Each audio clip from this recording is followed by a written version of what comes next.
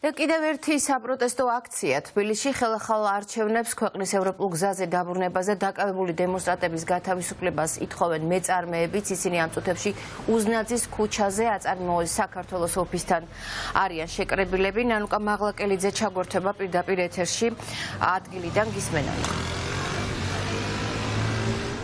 კეთი საერთო სახალხო პროტესტ საქართველოში უკვე მეწარმეებიც უერთდებიან, ისინი ახლა იმყოფებიან აწარმოების საქართველოში ოფისთან. უნდა აღინიშნოს, რომ ეს სააგენტო პირდაპირ ევროკავშირისგან ფინანსდება და ყველაზე კარგად იცის, რა სიკეთეები მოაქვს ევროპას და მიუხედავად ამ ყველაფრისა, ერთი განცხადებაც კი არ გაუკეთებია, როგორც მეწარმეები თავად ამბობენ იმასთან დაკავშირებით, რომ ქართულმა ოცნებამ გადაწყვიტა ევროინტეგრაციის პროცესი ამ ქვეყანაში შეაჩეროს. უფრო კონკრეტულად რა სათქმელი აქვს, თავად მათ ვკითხავთ, თუ შეიძლება გითხარით რა საქმიანობა ეწევით და რა არის თქვენი მთავარი სათქმელი დღეს?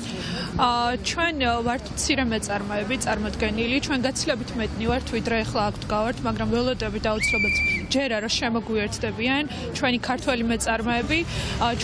ჩვენ რატომ ვდგავართ აქ? მხოლოდ ერთადერთი მიზეზია, რომ აწარმოებს საქართველოს სრულიად ფიქრობს მეწარმეების განვითარებაზე. თუ დღეს ისინი მეწარმეობის განვითარებას ხელს არ შეუწყობენ, ფაქტიურად მათ არსებობას აზრი ეკარგება. ჩვენ მოვითხოვთ, გამოვიდნენ და დადგნენ მეწარმეების გვერდით და ჩვენთან ერთად იბრძოლონ ევროკავშირის სწორი გზის გასავლელად. მადლობა დიდი, როგორც მოისმინეთ, მეწარმეების პოზიცია არის ასეთი, რომ ის ნაბიჯები, რომელსაც ქართული ოცნება დგას, არა მხოლოდ პოლიტიკურ კრიზისს იწვევს ქვეყანაში, არამედ ეკონომიკურსაც. უფრო კიდევ ერთ მონაწილეს გავესაუბრებით, თანდათან იკრიბებიან აქ ადამიანები. თქვენი თავარი სათქმელი რა არის? ჩვენს უკან დგას ძალიან ბევრი მრავალშვილიანი სოციალურად დაუცველი, რომელიც აი ამ ყველაფერს ქმნის.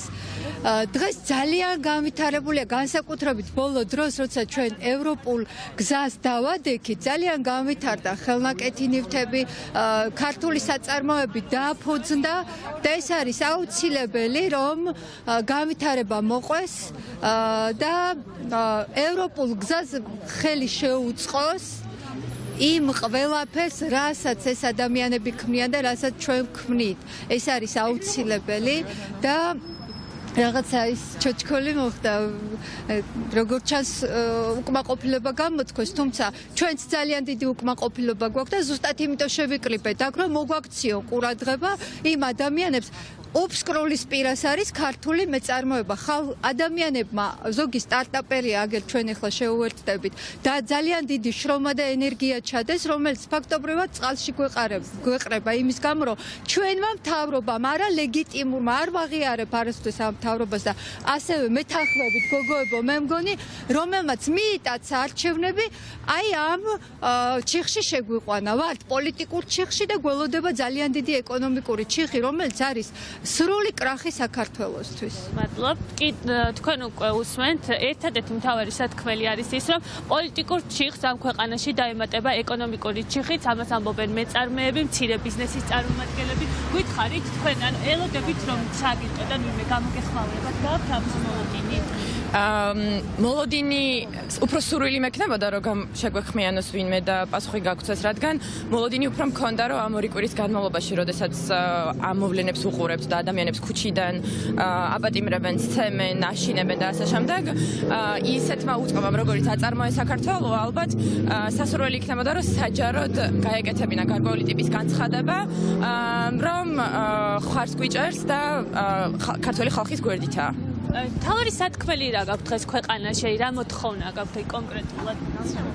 ჩვენი მთავარი მოთხოვნა, რა თქმა უნდა, არის იმ ევროპულ სვლაზე დაბრუნება, რაც დაწყებული ქონდა. ჩვენ წარმოვადგენთ სოციალურ საწარმოთა ალიანსს და სოციალური კონცეფციის მაღაზია ესკის და ჩვენი მთავარი სურვილი არის, რომ გავაგრძელოთ განვითარება, გავაგრძელოთ ჩვენი საზოგადოების განვითარება, სადაც მთავარი ღირებულება არის ადამიანი და ვხედავთ, რომ ეს დღეს ითელება.